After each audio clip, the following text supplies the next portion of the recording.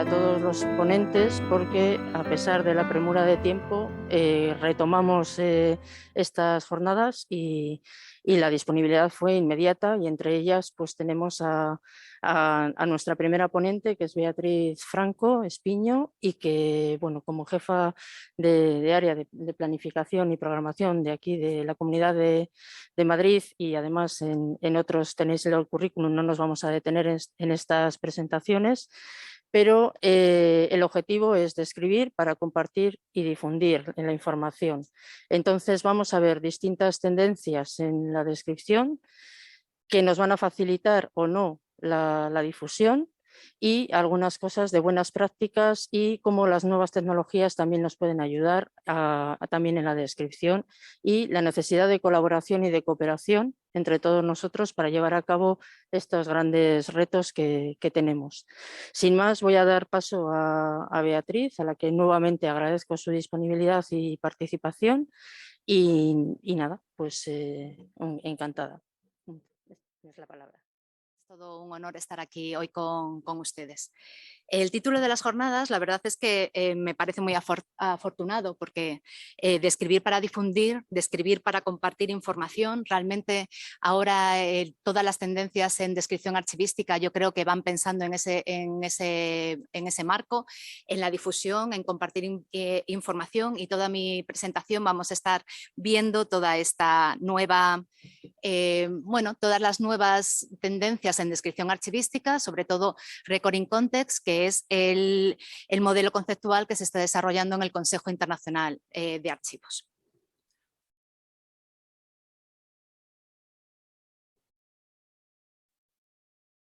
No sé por qué no pasa.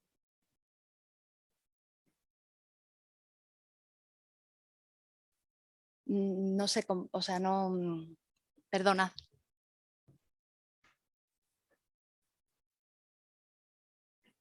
No sé por qué la presentación no se...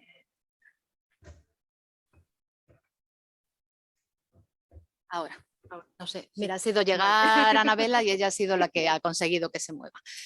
Bueno, vamos a hablar un poco de descripción archivística, de qué es la normalización en la descripción archivística, vamos a hacer un poquito de historia también, situación en la que nos encontramos actualmente, los trabajos del Consejo Internacional de Archivos que se han llevado en este campo, hablar un poco de los modelos conceptuales de descripción archivística y basándonos sobre todo en Record in Context y su beneficio y uso. El título de las jornadas, como decía, es muy acertado, pero muchas veces sí que tenemos que pensar y dar una vuelta si realmente la información que ponemos a disposición de nuestros usuarios es eficaz. Si nuestra transmisión de la información archivística es eficaz, si nuestros usuarios están satisfechos con la información que ofrecemos, si entienden nuestras descripciones. Muchas veces estamos acumulando datos sobre los documentos sin que, dejando de lado a veces los contextos, que yo creo que es la palabra que va a ser la palabra que más utilice en esta presentación, la importancia del contexto. Tenemos claro que tenemos a los usuarios como principal foco de atención. Estoy hablando de los usuarios como investigadores, ciudadanos, a las propias administraciones, o preferimos trabajar para estos investigadores avezados que realmente controlan nuestros sistemas de información, que están acostumbrados a nuestras salas de consulta. Ahora mismo, en estos tiempos, sí que hemos visto, y sobre todo, bueno, ya lo hemos visto, que hoy todo tiene que ser digital, tenemos que dar, pues como estas jornadas que las damos de manera telemática, pues que hay un cambio en el perfil de nuestros usuarios y en su forma de acceder a la información. Ayer mismo una compañera, mientras estábamos revisando pues otros documentos que estábamos compartiendo, bueno, en este caso eran para gestores, pero me decía, ten claro que la capacidad de atención actual es lo que dura un TikTok. Y mal vamos, está claro. Está claro que tenemos que buscar no solo cambios en el perfil de nuestros usuarios, tiene que afectar también a que nosotros cambiemos un poco en la forma de ofrecer nuestra información. La sensación es que el acceso masivo a una gran cantidad de datos ha hecho como que tenemos mucha cantidad de datos, ahora con inteligencia artificial incluso, y lo vamos a ver, vamos a tener más cantidad de datos, millones de datos, pero el dar datos sin contexto, el dar datos sin que realmente nosotros les dotemos de un significado, yo creo que no es hacia lo que tenemos que ir, sino que tenemos que dotar estos datos de significado y poder ofrecer unas adecuadas descripciones de nuestros documentos para que realmente los usuarios se puedan acercar a ellos. Por eso también es necesario dedicar una mayor cantidad de recursos a todos estos procesos de presentación de resultados, que en algunos casos incluso se podría pensar que podrían incluso hacerse un poco a la carta según el perfil de nuestros usuarios, el perfil de cada uno de nuestros archivos. No va a ser lo mismo igual el perfil de usuario que vamos a tener en un archivo administrativo que el archivo histórico en el que muchos de nosotros nos movemos. Entonces también vamos a tener que cambiar ese perfil de cómo damos la documentación, la información de nuestra documentación para adecuarnos a todos estos usuarios. Tenemos además que hacer también un análisis de todos nuestros sistemas de información desde la perspectiva, como os decía, de nuestros usuarios. En general, actualmente aquello que no se encuentra en Internet, y diría incluso a la primera y de una manera muy rápida, parece que no existe. Entonces, cuando nosotros estamos, y hablo en mi caso, por ejemplo, en mi organización, cuando tenemos en los típicos portales de archivos hasta ahora daban datos de dónde estaba ubicado el archivo, cuál era el horario de nuestra sala de investigadores, por ejemplo, pero no daba muchos más datos de la documentación que teníamos. Con suerte, un cuadro de clasificación, etcétera, donde ponías los fondos. Ahora mismo muchos de nuestros usuarios quieren acceder directamente a la documentación y eso hace que tengamos que... Yo creo que más que ponernos en digitalizaciones masivas, que ya sabéis además que necesitan muchísimos recursos económicos, que en mucho caso no tenemos los archivos, sí ofrecer determinada información, que es así que la tenemos, sobre nuestros documentos, sobre nuestros contextos y cómo llegar a esos documentos que nosotros custodiamos en nuestros archivos de una manera enlazada. Lo que tenemos que tener claro es que si realizamos un análisis de la recuperación de la información que ponemos a disposición de los usuarios, podemos ver que en muchos casos el éxito o fracaso de esta recuperación de la información depende de todas las decisiones que tomamos en el proceso de descripción. Por eso vamos a hablar de la descripción archivística, y hablo de descripción archivística con todo el sentido, quiero decir, antes era descripción documental, realmente solo estábamos describiendo los documentos. Actualmente la descripción amplía su foco de interés y ahora es la descripción archivística. Pongo ahí la definición que da la NEDA, las normas españolas de descripción archivística, como la elaboración de representaciones de documentos de archivo y en su caso de otras entidades archivísticas, agentes, funciones, etcétera. Es verdad que el documento sigue estando en el foco de nuestras descripciones, pero que también tenemos que amplificar lo que decía, para poder llegar a dar mayor información sobre el contexto a otras entidades. Realmente la descripción archivística es un proceso continuo. En muchos casos debería de empezar ya desde el inicio del documento. Cuando estoy hablando ahora mismo de documentos que se están creando en este momento, es muy importante dotar esos instrumentos, a esos documentos, de información descriptiva, algunas veces metadatos automatizados, en otro caso metadatos descriptivos que necesitemos, para que realmente podamos utilizar esa información a lo largo de todo el ciclo de vida del documento. Esto es muy importante, sobre todo en los documentos electrónicos. Todos sabemos que si en determinado momento nos llega a nuestro archivo, pues no sé, hemos encontrado un silo de documentación que estaba arramblada en cualquier sitio y llega a nuestro archivo, con esfuerzo y con mucho trabajo, al final se termina poniendo a disposición. Es decir, intentas ver cuál puede ser el organismo productor, ver qué tipo de documentación es, estudiar la normativa, pues que puede dar reflejo a ese tipo de documentación. Todas estas cuestiones hacen que puedas poner a disposición esa documentación en un tiempo, bueno, pues según nuestros recursos, pues mayor o menor. Eso en los documentos electrónicos no vamos a poder hacerlo, no vamos a poder recuperar 50 años después documentos que están sin incluir determinada información, sin metadatos descriptivos o metadatos de esa documentación, y recuperarla para nuestros usuarios y recuperarla para la historia, para los ciudadanos, para nuestros investigadores. Entonces es muy importante para todo lo que es la descripción archivística, porque garantizamos con la descripción la autenticidad, la fiabilidad, la integridad y la disponibilidad de los documentos. ¿Y eso qué nos va a permitir? Pues la búsqueda, la localización, el intercambio, la reutilización, la comunicación y la comprensión de los propios documentos de archivo. Copio esta diapositiva que ponía Javier Barbadillo, compañero de la NEDA, al que echamos muchísimo de menos. Bueno, ¿cómo se hace toda esta descripción? Pues mediante el registro de información estructurada sobre todo el contexto, sobre el contenido, sobre la estructura de todos los documentos de archivo. Podemos utilizar muchos distintos sistemas. Puedes tener información organizada en redes, en sistemas, en bases de datos, en tablas, en registros, etcétera. Pero vamos a ver cómo tenemos que tener nuestra información estructurada de tal manera que podamos compartirla y podemos hacer un uso de ella y compartir también conjuntos de datos con otra serie de archivos también. Por tanto, la finalidad de la descripción archivística, como vemos, realmente es la misma que la de la propia documentación. La información de la descripción archivística lo que quiere es informar. Facilita la comprensión del contexto, del contenido de los documentos, cuál es su procedencia, las funciones, etcétera. Hace comprensibles los fondos documentales. Por tanto, hay que pensar que la descripción no es solo aquello que se hacía como hace años, era lo que ya hacíamos prácticamente en el archivo histórico, el describir nuestros documentos para ponerlo a disposición de los investigadores, sino que actualmente yo creo que la descripción es piedra angular para muchas de las gestiones que estamos haciendo también en gestión de documentos. Es imprescindible para valorar, por ejemplo, tener conocimiento de cuáles son nuestros documentos, de cuáles son el contexto, de cuáles son los productores, cuáles son las funciones que se reflejan en esos documentos. Para difundir es imposible ¿no? Difundir sin tener los documentos descritos, para todos los servicios de referencia, de consulta de nuestros archivos y también para preservar el contexto original, como os decía, que es realmente determinados datos descriptivos van a hacer que la salvaguarda de la autenticidad y del propio valor probatorio de los documentos, sobre todo, insisto, en aquellos que nacen digital, pues se puedan garantizar. Bueno, claramente hay que sumar a todo lo que acabo de decir los grandes cambios que se están dando y que se han dado tecnológicamente en estos últimos años.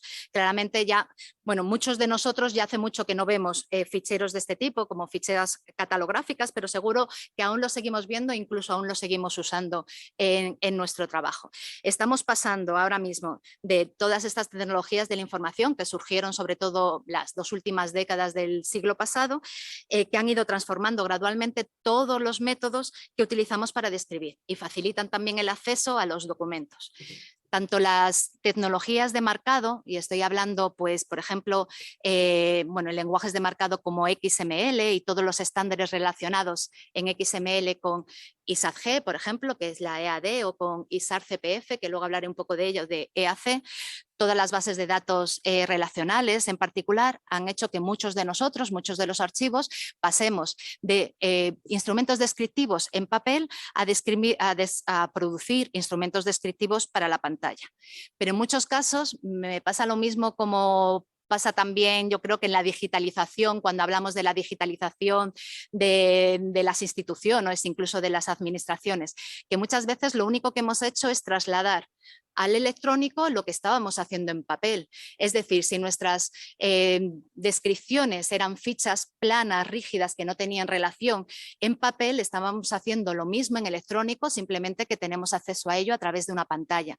Nos pasa lo mismo lo que estaba diciendo de la digitalización en las administraciones, que tienen a gala pues, todos los políticos decir y de la importancia que estamos haciendo, que muchas veces esos procedimientos administrativos no se ha hecho realmente la reflexión de una reingeniería de procesos para simplificar esos procedimientos del papel al electrónico. Entonces estamos haciendo lo mismo en los trámites administrativos que hacíamos en papel, solo que en PDFs firmados, lo cual tampoco tiene mucho sentido con lo que ahora nos ofrece la tecnología, pero eso ya es otro melón para otra jornada. Sí que lo que tenemos clarísimo actualmente es la importancia de normalizar.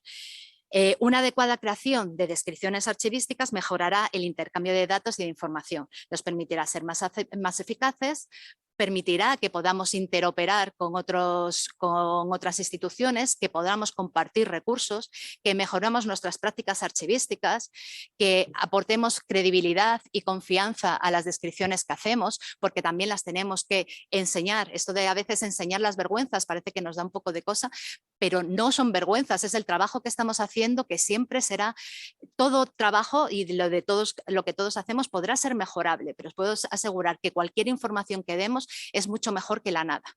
Entonces tenemos que dar información y ponerla a disposición y compartir todos estos recursos. Me acuerdo en un congreso que la primera vez que escuché a Daniel Pitti, que es el que es ahora presidente del Expert Group on Archival Description, que está haciendo el desarrollo del Recording Context, él decía que en nuestros archivos podemos ir en los depósitos como si queremos ir en pantuflas y bata, pero si queremos salir afuera, por favor, vistámonos de norma. Pues vamos a vestirnos de norma. ¿Cuándo empezamos los archivos a vestirnos de norma? Pues bueno, empezamos los archivos a vestirnos de norma, sobre todo cuando empezamos con la ISADG. Al principio sí que es verdad que todo cuando se hablaba de normalizar, de por qué necesitábamos tener una norma internacional de descripción, parecía, incluso hubo mucho debate en si era necesario o no era necesario. Claramente para nuestros compañeros bibliotecarios lo tenían claro. Si tenemos 100 libros distintos en 100 bibliotecas distintas, pues sí, hacíamos un registro bibliográfico único y lo compartíamos entre las 100 bibliotecas, pues no trabajábamos 100 veces. Pero nosotros siempre es verdad que tenemos muy a gala, y yo la primera, decir que nuestros documentos son únicos. Ningún archivo, por mucho que tenga, pues igual podemos compartir el productor o podemos compartir determinadas cuestiones de la gente o la función, etcétera, pero los documentos resultantes, los que tenemos en cada uno de nuestros archivos, es diferente del compañero. Entonces parecía como que no era necesario o no era tan necesario como le pasaba a los compañeros bibliotecarios. Pero sí que es verdad que en un momento en que ponemos nuestros instrumentos hacia afuera, cuando hacemos y ponemos nuestros instrumentos en Internet, tenemos que buscar una forma normalizada de presentar esa información, porque aparte nuestros usuarios van a intentar recuperar esa información de la misma manera, ver una serie de campos más o menos reflejados de la misma manera para ver qué estamos diciendo con ellos. Con eso empezó la ISADG. Pero la ISADG, como sabéis, la última versión es del 99, es decir, tiene más de 23 años sin que se haya modificado la ISADG. La ISADG estaba pensada como un único cuerpo de registro, es decir, era para describir documentos, aunque sí que es verdad que había esos campos descriptivos para incluir información sobre el productor, sobre, por ejemplo, dónde estaba custodiada esa documentación y alguna información así de carácter menor de contexto. Pero el corpus importante de la ISADG, claramente el foco principal era el documento. Lo siguiente que se empezó, una vez que la ISADG ya llevaba bastantes años de andanza, fue la ISAR-CPF. La ISAR-CPF era para registros de agentes, de familias, entidades y personas. La idea, además, era dar aquella información y describir de una manera muchísimo más profunda toda la información que tenía que ver, sobre todo, con la producción, con la procedencia, todo el criterio de procedencia de los archivos. Claramente el ISADG, por ejemplo, incluso la ISAR-CPF refleja realmente una práctica archivística y un consenso que existía hace más de 20 años. Pero ahora mismo sí que es verdad que las nuevas tecnologías y las nuevas prácticas archivísticas hacen que nos tengamos que repensar las cosas. Actualmente, además, también los instrumentos de descripción en papel son la excepción más que la regla. En esa época no. Entonces sí que es verdad que aunque hablaba en la ISADG y se hablaba de que servía tanto para describir documentos en formato electrónico o de manera electrónica, como documentos en formato papel o de manera papel, la verdad es que estaba mucho más focalizado para la descripción en papel. De la necesidad de describir y de mejorar las descripciones surgen las otras 3 normas. Ya os he comentado la ISAR-CPF, la siguiente norma es la ISDF, que es la de funciones, y la última norma publicada por el Consejo Internacional de Archivos es la ISDAIA, que es para los custodios de los documentos, realmente para, pues como nuestro censo guía de España, pues para hablar sobre los propios archivos. En este apéndice de la norma ISDF, de la norma de funciones, ya se ve un poco cómo estaban destinadas a trabajar. Es decir, te comentaban que los documentos de archivo son producidos y utilizados por instituciones que realizan funciones que se documentan en documentos de archivo. Este es realmente un primer esbozo de un modelo conceptual en archivos, aunque sea de una manera implícita y realmente no informal, pero realmente es el primer esbozo que podemos ver de que estas normas se deberían un poco de entender entre ellas. En esto podemos ver que, claro, podemos describir el productor, podemos describir la función, podemos describir nuestros documentos y podemos describir nuestras instituciones archivísticas, porque ya tenemos estas 4 normas que nos dan los campos de descripción para todo este mundo archivístico que vemos aquí. Pero realmente en el Consejo Internacional de Archivos lo que se intentó, al ver que realmente estas 4 normas se deberían de trabajar juntas para crear contexto, como os decía, lo primero que se pensó es hacer un compendio de normas de descripción archivística. Entonces, en ese momento, el Consejo de Buenas Prácticas y Normalización del Consejo Internacional de Archivos nos dedicamos a trabajar pues, en juntar las 4 normas. ¿Cómo queríamos juntar las 4 normas? Pues primero a lo fácil, que era lo fácil, hacer un capítulo introductorio común, hacer un único capítulo de relaciones. Si tenéis en mente, bueno, la ISAR CPF, la ISDF y la ISDAIA tienen un capítulo 6 de relaciones que es común a las 3 normas. ISAG no lo tiene porque realmente es previa a estas 3 normas, entonces sería sumar ese capítulo de relaciones también a la ISAG, hacer un único glosario. Ahí nos encontramos también con problemas porque no siempre los glosarios, si veis los glosarios de las 4 normas, se describe de la misma manera ni se utilizan los mismos términos, y también empezamos a dar estructura a los elementos para intentar homogeneizar los nombres de los elementos descriptivos. Pero realmente nos encontramos con los problemas de que por mucho que queríamos que casasen, por mucho que lo visualizáramos, que las 4 normas trabajaban juntas, teníamos que empezar a hacer otra cosa. Un marco conceptual que realmente nos dijese cómo trabajan estas 4 normas juntas. Por lo tanto, tras una serie de discusiones que tuvimos en el 2011, que íbamos a presentar ese compendio de normas en el Congreso Internacional de Brisbane del 2012, decidimos que en vez de presentar eso, íbamos a presentar estos 2 documentos. Uno es sobre las relaciones de sistemas descriptivos archivísticos, en el que dábamos un poco el marco que voy a comentar ahora sobre modelo conceptual de descripción archivística, y otro era como un informe de cómo era el progreso en la revisión y armonización de las 4 normas del CIA. Esto se presentó en el 2012. En ese mismo compendio podéis ver cómo estábamos intentando cuadrar un poco cómo iban cada uno de los elementos y por dónde se podía haber relaciones entre unos elementos de unas normas a otras, pero estábamos trabajando así, de una manera prácticamente lineal, cuando lo que se estaba haciendo ya en el mundo archivístico era esto. Es decir, cuando ya en los años, desde principios de siglo, sobre todo esta última de los 10 últimos años, se está hablando de la web semántica, se trabaja con web semántica y nosotros no estábamos explotando toda esa posibilidad. Entonces, lo que se intentó ver desde el Consejo Internacional de Archivos es que realmente no había ninguna norma de las 4 que nos daba respuesta a lo que queríamos, a describir en contexto. Antes de construir una norma nueva para describir, lo que pensábamos era que teníamos que normalizar los sistemas de descripción y que teníamos que plantear un modelo conceptual que nos sirviese pues, tanto para cualquier implementación como que fuese flexible y adaptable a cualquier entorno archivístico y compatible tanto con modelos digitales como con modelos analógicos.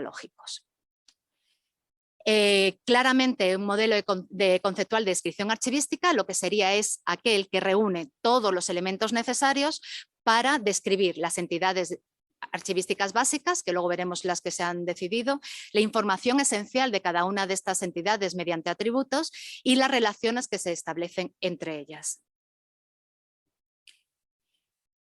Para eso, en el 2012 se creó dentro del FIA el Expert Group on Archival Description que os comentaba antes, cuya misión, según el FIA, esto está en la página web, es promover y facilitar el intercambio internacional de información sobre recursos archivísticos, y el principal proyecto en el que aún estamos es el desarrollo de un modelo conceptual de datos que permite a los archiveros integrar, interrelacionar las 4 normas descriptivas del FIA en sistemas de información archivística completos. Como veis, los objetivos como los de esta misma jornada, es fomentar y facilitar desarrollo e implantación de normas y buenas prácticas, apoyar la comunicación, el intercambio de información dentro de los archivos, y también es algo importante proporcionar enlace con otros organismos profesionales de la información como IFLA, la Asociación de Bibliotecarios, la Internacional de Bibliotecarios, o ICOM, de museos, y con otros organismos de normalización. ¿Por qué? Porque además IFLA e ICOM ya tenían sus propios modelos conceptuales. El FRBR de IFLA o el CRM, el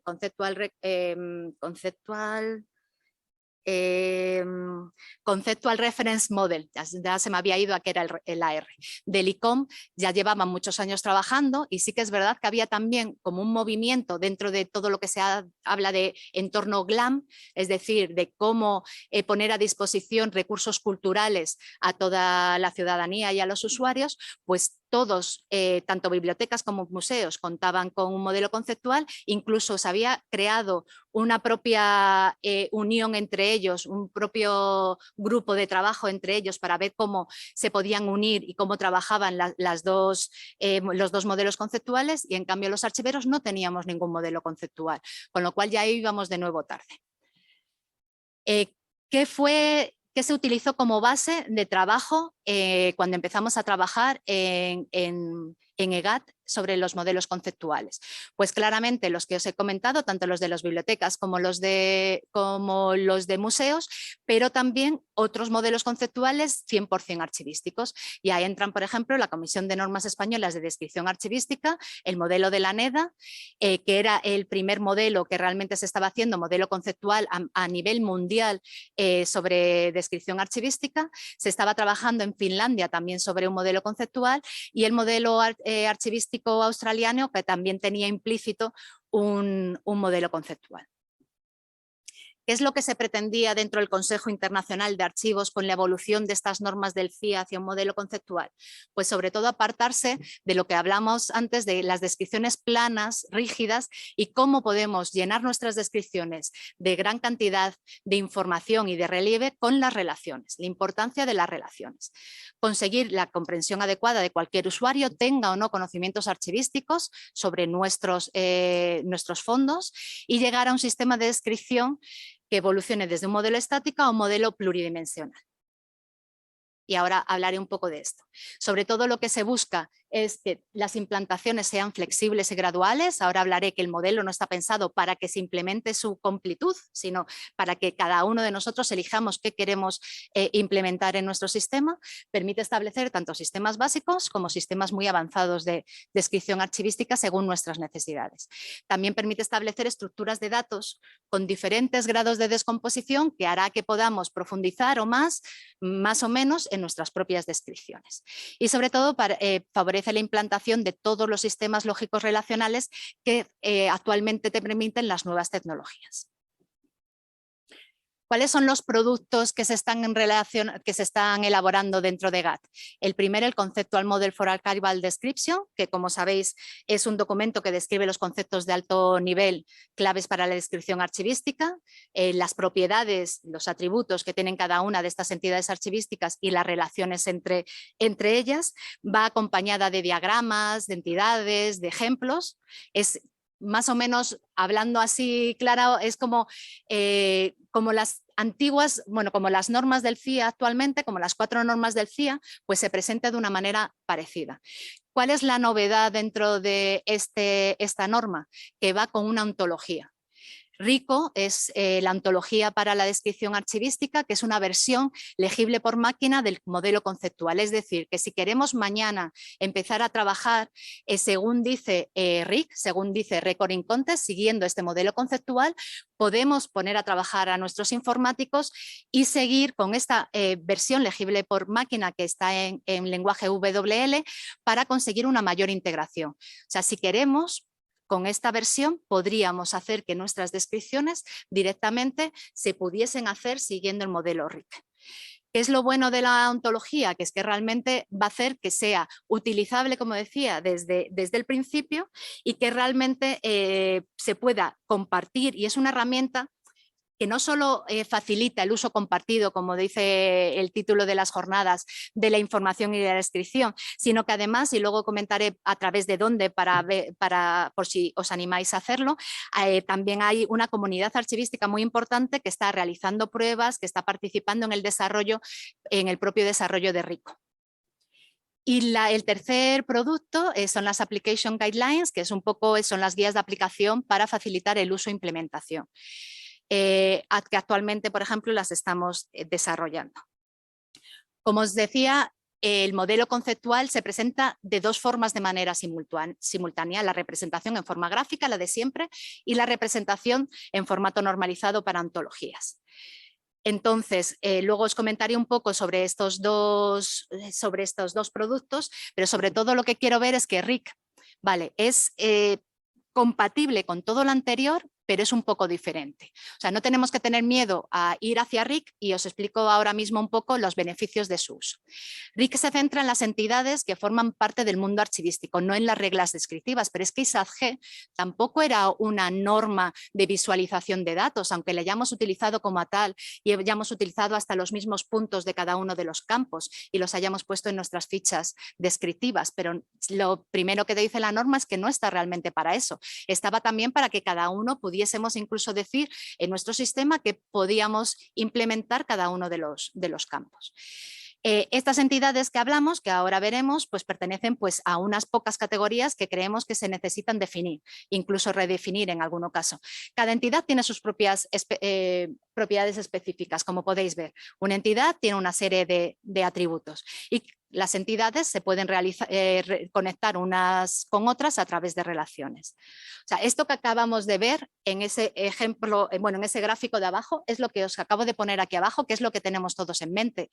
Un documento, real provisión de 1500, lo que sea, con un título y una fecha, como cualquiera de nuestros documentos que forman parte de nuestros depósitos de archivo. Que tenemos claro que ha habido una relación de producción, de creación con una persona, una institución, una familia, que tiene un nombre, un título y una fecha. En este caso hemos puesto de persona, pues una fecha de nacimiento o una fecha de creación, por ejemplo, de una institución. Lo que quiero decir es que esto es lo que estamos haciendo en nuestro ISADG. Es lo mismo que estamos haciendo. ¿Qué es lo que pasa? Que vamos a presentar la información de manera facetada. ¿Por qué? Porque nos va a facilitar el intercambio de información. Si esto lo presentas, y ahora ahondaré un poquito eso, en tripletas, y ahora veremos a qué me refiero con tripletas, es mucho más fácil el que podamos compartir esta información. Con lo cual, RIC realmente es compatible, pero ofrece más. ¿Por qué ofrece más y da un paso más? Porque considera todos los documentos, su historia, todas las múltiples capas de contextos, representa mejor esta complejidad porque realmente el mundo en el que nos movemos es complejo, pero a la vez hace que sea más fácil reflejar esa complejidad gracias a poder facetar toda esta información, porque es información más precisa, más fácil para su interoperabilidad y multidimensional. Y también facilita el acceso, como os decía antes, a los metadatos archivísticos. Esta era la descripción multinivel que nos ofrecía ISADG. Realmente fue un gran avance cuando ISADG nos decía que toda la información que estabas dando a nivel de fondo, pues realmente la heredaban cada una de las subfondos o series documentales, documentos, etcétera, que pertenecían a este fondo. Es decir, la descripción multinivel fue un avance para nosotros. Pero sí que es verdad que la descripción multinivel es una descripción jerárquica. Es decir, mira realmente solo hacia los documentos. Cuando nosotros actualmente estamos intentando pasar, no solo ver esta descripción jerarquizada, sino ver cómo se relacionan nuestros documentos con otras series de documentos, por ejemplo, con otras instituciones, con otras personas, con normas que obligan a nuestros documentos, por ejemplo, con conceptos, con lugares, con procedimientos, con funciones. Es decir, que una representación multientidad, una representación multidimensional a la que va Recording Contest, lo que permite es un mayor número de relaciones entre los propios documentos y las agrupaciones documentales, facilita la comprensión global de nuestros documentos y a la vez hace más sencilla la recuperación de toda esta información a los usuarios. teniendo en claro que incluye también la representación multinivel, que no vamos a perder, porque estemos describiendo en RIC, no vamos a perder lo que estamos describiendo en ISADG de una manera jerarquizada claramente dentro de nuestros fondos y de nuestras series documentales. Lo que hemos pasado también es de lenguajes de metamarcado, cuando se hablaba antes de que ISADG tiene un lenguaje de metamarcado en XML que es EAD, Encoded Archival Description. ISAR-CPF tiene lo mismo en etiquetas XML, que es EAC, el Encoded Archival Context. Realmente, si veis, estos lenguajes de metamarcado en XML pues siguen teniendo esta estructura jerárquica que también tiene el ISADG. Cada elemento, bueno, pues puede tener una serie de padres y de hijos, pero siempre hay un elemento raíz y se describe de una manera jerárquica. Actualmente en las web semánticas y lo que se está utilizando para que en la web nos estemos entendiendo es el RDF. ¿Qué es el RDF? Pues claramente, bueno, es un modelo conceptual que sirve para proporcionar información descriptiva sobre todos los recursos que se encuentran en la red. Lo que os decía antes de tripletas, por ejemplo, es si tú la misma información que veíamos antes, un documento es producido por una persona. Si tú esa información lo haces en sujeto, verbo y predicado, si realmente lo haces en tipo tripleta, estás consiguiendo que cada una de esas partes de la tripleta se pueda relacionar con cualquier otra información que haya de contexto. ¿Qué es lo que hace? Conduce a datos más estructurados que se pueden ejemplificar en forma de gráficos, que pueden tomar cualquier forma y que hace que las posibilidades de vincularnos con otra información y con otros datos pueda llegar incluso a ser infinita. Necesitamos explorar todas las relaciones que tenemos, no es necesario. Hay un mundo de relaciones y un mundo de entidades delante de nosotros para explicar la complejidad de nuestros fondos, sí, pero nosotros como institución, como archivo, elegiremos qué entidades queremos describir, qué relaciones queremos describir y qué atributos queremos dar información sobre todas estas entidades. Como os decía, el primer borrador del modelo conceptual se presentó en septiembre del 2016. Se puso a consulta hasta enero del 2017 y bueno, pongo aquí abajo lo de las buenas noticias es que hemos tenido mucho feedback. Las malas noticias es que hemos tenido mucho feedback. De ese primer borrador tuvimos 150 páginas de comentarios, que hizo que también nos replanteásemos parte del modelo como lo estábamos haciendo y que incluso fuésemos un paso más. Porque yo creo que en un primer momento el primer miedo que teníamos dentro de GATT es que hubiese mucha reacción a que pareciese que estábamos diciendo que las 4 normas no servían, que no es eso lo que estamos diciendo. Y entonces que iba a haber como una reacción por parte de los archivos. Y muchas veces estábamos intentando explicar ese uso de las 4 normas y muchas de de los comentarios era, no, dad un paso más hacia un modelo conceptual mucho más elaborado. Bueno, se hizo una presentación preliminar sin la introducción, sin los ejemplos, etcétera. En diciembre del 2019 se sacó esta versión porque era necesario sacar RICO, la ontología, hacia afuera para que empezase la gente también a trabajar en la propia ontología y se ha sacado un segundo borrador, la versión 0.2 en julio de 2021, que ha estado en consulta hasta enero de este año, que estamos ahora discutiendo todos los comentarios que hemos recibido a la vez que estamos trabajando en las Application Guidelines. Queremos tener una versión consolidada 1.0 para este otoño, para presentar en Roma en el Consejo Internacional de Archivos.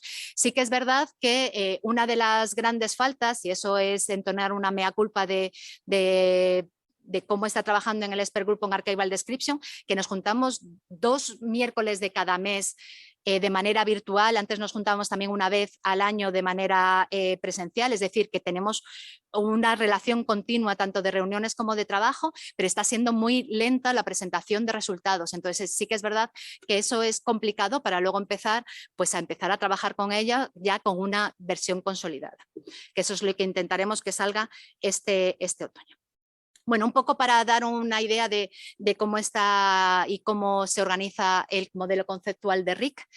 Como veis, define y organiza 22 entidades, una común, que sería cosa, que es todo, cualquier entidad formaría parte de cosa, que como os podéis imaginar es cualquier cualquier información, cualquier entidad que en cualquier mundo, no solo en el archivístico.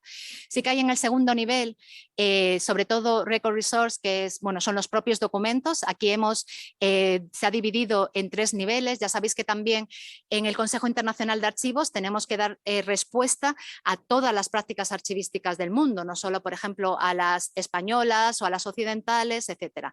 Lo que se ha decidido es en Record Resource todos los documentos en esta entidad, dividirla en 3 entidades, que sería el Record Set, que es una agrupación documental, el propio Record, el propio documento, y el Record Part, pues por ejemplo, pues una firma, un sello colgante o una parte de un documento.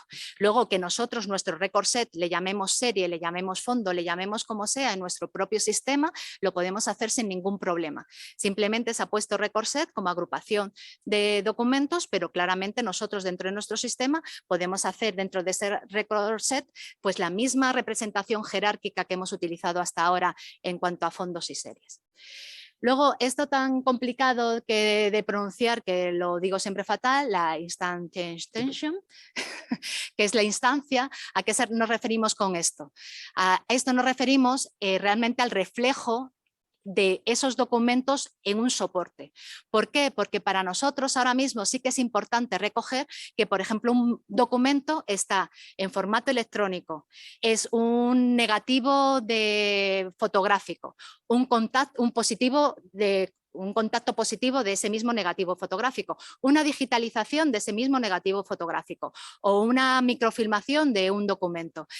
Porque realmente los atributos que tienen mucho que ver tanto con la conservación a largo plazo como con la puesta a disposición de esos documentos son distintos según el soporte en el que están, y más ahora en lo electrónico. Entonces, si tú quieres decir que tal documento se creó con este formato, pero tuvo que haber una migración en otro formato, tú puedes describir estas 2 instancias distintas, con unas características distintas, con unos que va a desarrollar además pues unos mecanismos por ejemplo, de conservación distintos.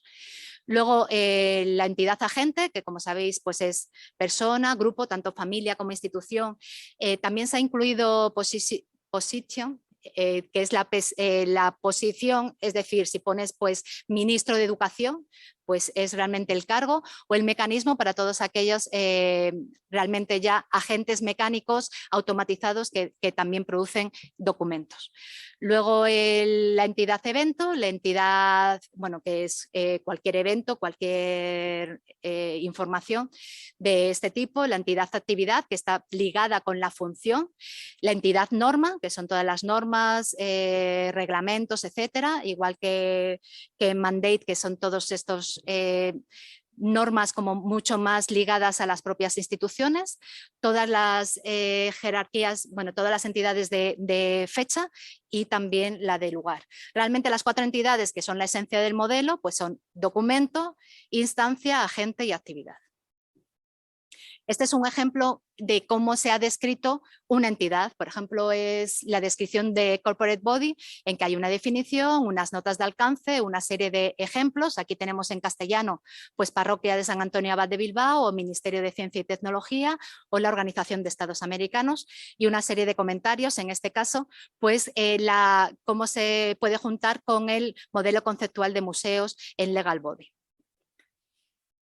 Cada una de estas entidades que hemos estado viendo, estas 22 entidades, pues tienen una serie de atributos. Unos atributos, son 41 atributos, algunos son comunes a todas las entidades, el identificador, el nombre y la nota descriptiva, y luego hay atributos para cada entidad de nivel superior que heredan las entidades de nivel inferior de esa propia entidad. Y hay otros atributos que son específicos para algunas entidades. Como en todos, pues hay atributos que son repetibles, hay otros atributos que son extensibles. Esto es simplemente para que veáis como ejemplo pues los atributos de récord y de instancia. Como podéis ver, es el nombre, la nota descriptiva, el identificador, historia, toda la información, todos los atributos que se consideran de récord, y lo mismo, como veis claramente, de instancia, los atributos que se están utilizando, muchos son mucho más físicos, porque necesitamos toda esta información más física para esta entidad. Y luego la tercera gran pata del Recording Contest, del modelo conceptual, es que todas estas entidades se vinculan entre ellas a través de relaciones. Hay 78 relaciones, algunas de una única y otras también a la inversa, que a veces son simétricas. Están agrupadas y organizadas en un sistema multijerárquico. El primer nivel siempre es is related to, está relacionado con, tiene también atributos las relaciones, pues un identificador, una descripción, una fecha, un lugar, pues hay algunos atributos de las identificaciones y claramente pasa como en la NEDA, no se han identificado todas las relaciones posibles, sino que se han sobre todo dado más importancia a todas aquellas que tienen que ver con la producción, etcétera. ¿Cuáles son las 13 categorías conceptuales? Pues las que os incluyo aquí, la de, bueno, relaciones de todo parte, la de relaciones secuenciales, es decir, pues de un agente, por ejemplo, con su predecesor, las relaciones de materia, pues que están relacionados porque tienen la misma materia como sujeto del documento, por ejemplo, las relaciones entre documentos, las que siempre hemos tenido, entre un fondo y una serie documental, las relaciones entre documentos y sus instancias, lo que hablábamos, entre el soporte en el que están recogidas este documento, relaciones de procedencia, pues entre los documentos y su productor, relaciones entre instancias, relaciones de gestión, relaciones entre agentes, relaciones entre cualquier entidad y un evento, entre cualquier entidad y una norma, entre cualquier entidad y una fecha o entre cualquier entidad y un lugar. Esas son las 13 categorías conceptuales que se han definido en el modelo. Como veis, también se describen y se definen cada una de las relaciones. Por ejemplo, en esta descripción de tiene o ha tenido como objeto, pues vemos cómo está entre un documento y una cosa.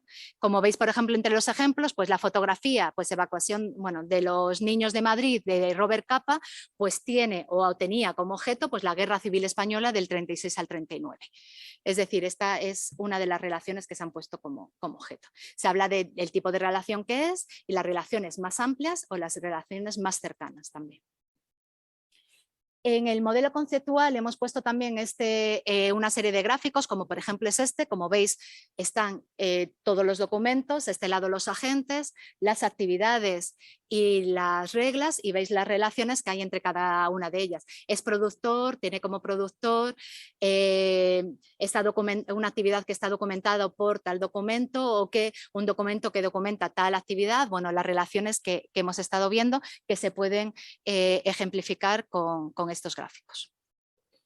Como os comentaba, desde el 2020 todas las fuentes de la ontología están disponibles en GitHub. Yo no sé si conocéis esta plataforma, que es una plataforma social realmente muy utilizada sobre todo por desarrolladores, y se ha puesto a disposición toda la ontología, cualquiera puede trabajar en ella, se puede contribuir agregando comentarios, se puede replicar en cada uno de, pues por ejemplo en tu ordenador, coger todo rico, replicarlo en tu ordenador, hacer pruebas de concepto, ver si hay algo que te sobra, que quieres, que no sé qué, etcétera, y luego incluso hacerle una petición a EGAT para proponer incluso mejoras para Rico. Todo esto se llevamos trabajando desde el 2020 y sí que es verdad que está está funcionando fenomenal y hay muchísima gente trabajando en esto. Como os voy a pasar la presentación, ya veréis todos los enlaces que podéis utilizar, y si queréis trastear o hacer trastear a vuestros informáticos con vuestra ayuda, para que realmente veáis cómo se puede trabajar en el modelo conceptual y con la ontología. ¿Cuál es nuestro programa de trabajo para los próximos meses? Como os decía, estamos revisando los comentarios y se preparará la primera versión consolidada para octubre. Y luego aparte estamos trabajando en las Application Guidelines. Simplemente me voy a exceder 5 minutos de tiempo.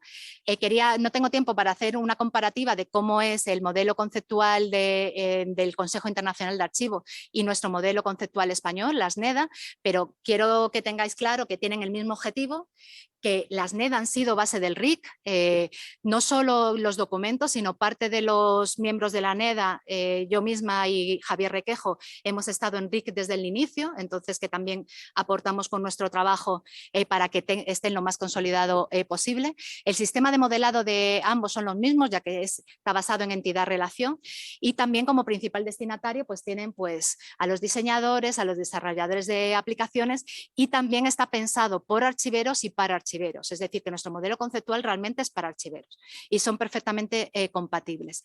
La idea es que cuando ya estemos con el modelo conceptual del ICA totalmente consolidado, pues buscar la plena compatibilidad, ya que hemos colaborado con él, asumir la ontología, porque la NEDA no tiene una ontología propia, asumir la ontología del Consejo Internacional de Archivos como propia y adaptarla a nuestro entorno, y revisar el estándar NEDA una vez se adopte el RIC.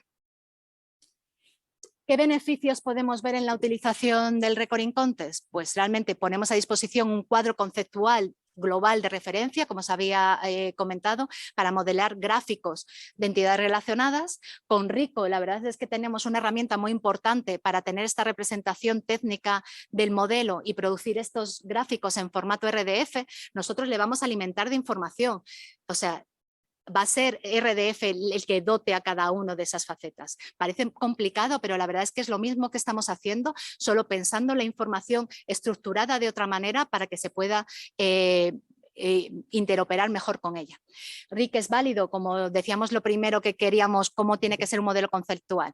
Válido para cualquier implementación, es flexible y adaptable a cualquier entorno, es compatible con cualquier tipo de modelo y potencia las relaciones. Sí que es verdad que nosotros lo que vamos a tener que hacer de una manera previa, nosotros como institución, es decir, qué entidades son fundamentales para mi institución que se describan.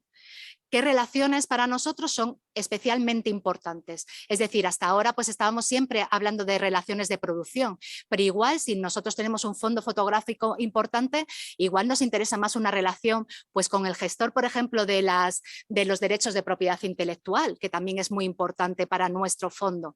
Lo que quiero decir es que tenemos que estar viendo para nuestro fondo, para nuestro usuario, para nuestro trabajo, ¿qué es lo que nosotros queremos hacer? Podemos ir de lo más simple, como os decía, documento con una serie de atributos, productores, agentes con una serie de atributos, a lo complicado que nosotros queramos hacer, porque eso es lo que permite también una gran cantidad para compartir esa serie de descripciones.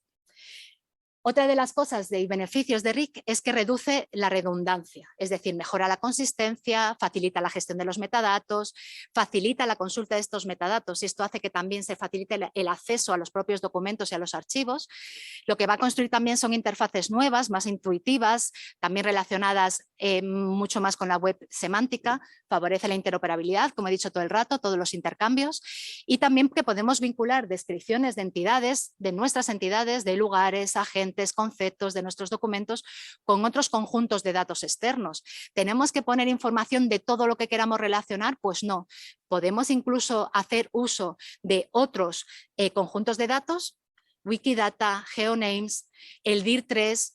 Estamos describiendo, por ejemplo, la documentación que se está generando por una administración pública española. Pues igual simplemente pueden hacer un enlace al DIR3 donde te pone información sobre esa institución, las fechas de inicio, las fechas de final y una serie de información. Ya estamos haciendo una relación que a nosotros nos va a ayudar para incluir más información.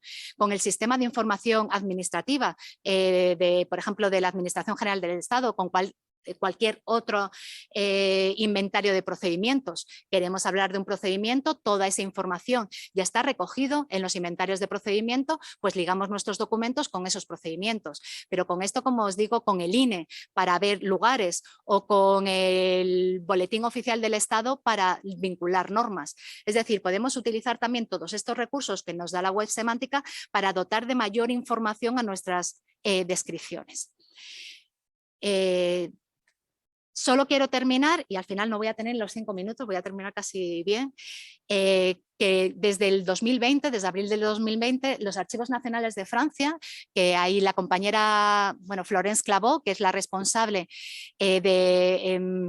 de toda la ontología, o sea, dentro de nuestro grupo de trabajo, pues ha habido también gente más especialista que se ha dedicado sobre todo a la creación de la ontología. Florence Clavaux está a la cabeza, y la compañía Sparna, como os pongo ahí, publicaron una versión de una herramienta que permite convertir nuestros registros descriptivos siguiendo ISADG o siguiendo ISAR-CPF, que estén en EAD o que estén en EAC-CPF, en conjuntos de datos RDF conforme a RIC. Es decir, si nosotros queremos hacer una prueba en esto que se llama RICO Converter, es convertir nuestras descripciones planas, por ejemplo, de ISAD, cómo poder convertirla a RDF y hacer una descripción facetada que podamos hacer el uso como nos dice el modelo conceptual.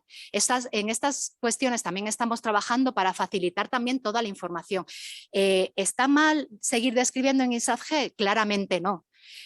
¿Dejamos como inutilizados todos los instrumentos de descripción que ya hemos descrito en ISADG, en ISAR-CPF? Por supuesto que no. Lo que nosotros estamos simplemente dando una serie de entidades, una serie de relaciones, una serie de atributos que nosotros realmente con las descripciones que tenemos también podemos utilizar. Y lo único que vamos a hacer es, al convertirlas en RDF, vamos a hacer posible que todas esas descripciones puedan vincularse con otro, interoperar, compartirse de una manera mucho mejor, de una manera mucho más ágil, incluso, como os decía, con repositorios externos de datos. Bueno, simplemente para cambiar, yo creo que es importante para la descripción, igual que para todo lo que estamos realizando, para cualquier tarea en archivos, en gestión documental, la colaboración y la cooperación. No podemos estar solos en nuestros archivos, tenemos que salir hacia afuera, tenemos que colaborar, tenemos que cooperar. No tenemos los recursos suficientes para hacerlo todo nosotros mismos, con lo cual tenemos que contar también con la gente. No se tiene por qué inventar 10 veces la rueda, y es importante todas los entornos de colaboración, de cooperación. Tenemos que, creo que, pasar del centro de atención de la descripción al contexto, de la importancia del contexto, de crear sistemas relacionales de descripción archivística, la importancia de normalizar, porque realmente ahora todo lo hacemos de cara al exterior, y de nosotros, de los profesionales de los archivos en todo este cambio. Claramente se necesita de archiveros, se necesita de compañeros para realizar todo este cambio también. Bueno, empezábamos la charla hablando de innovación o necesidad, pues creo que es una innovación necesaria. Así que con esto simplemente, si queréis cualquier pregunta ahora o en el momento que queráis, este es mi correo electrónico y podéis hacer cualquier consulta que necesitéis sobre esta charla. Muchas gracias por vuestra atención.